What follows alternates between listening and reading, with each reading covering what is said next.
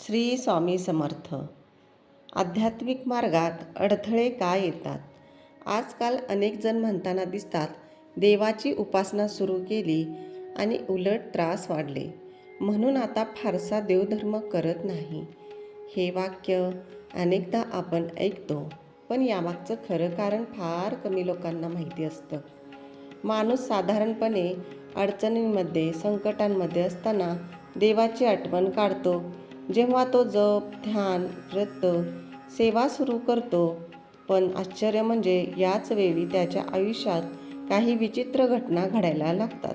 घरात वाद विवाद होतात, गैरसमज वाढतात, शरीर अस्वस्थ होतं, कामांमध्ये अडथळे येतात, व्यवसायात अडचणी वाढतात आणि मग माणूस गोंधळतो, निराश होतो आणि उपासना थांबवतो.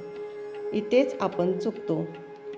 खरं तर उपासना सुरू असताच आपल्या आत वर्षानुवर्ष साठलेली नकारात्मक ऊर्जा अस्वस्थ व्हायला लागते. ही नकारात्मक शक्ती आपल्याला इतक्या सहज सोडून जात नाही, कारण ती आपल्या मनावर, शरीरावर आणि कर्मावर आपली पकड घट्ट बसवून ठेवते.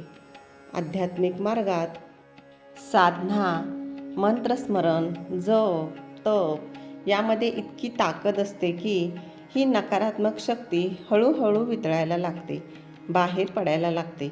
पण ती सहजपणे जात नाही. ती प्रतिकार करते, त्रास देते.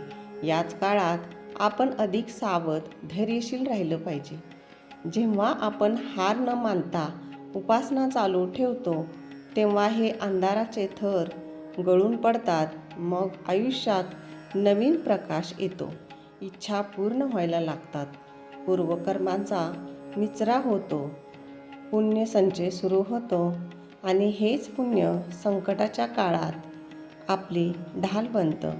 त्यामुळे संकट आली, अडचणी वाढल्या तरी उपासना सोडू नका, कारण तीच खरी परीक्षा असते.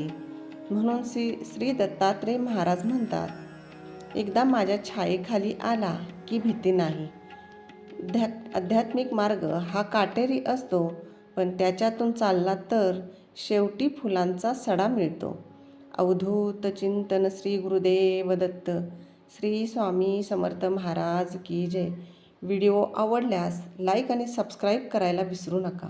श्री स्वामी समर्थ.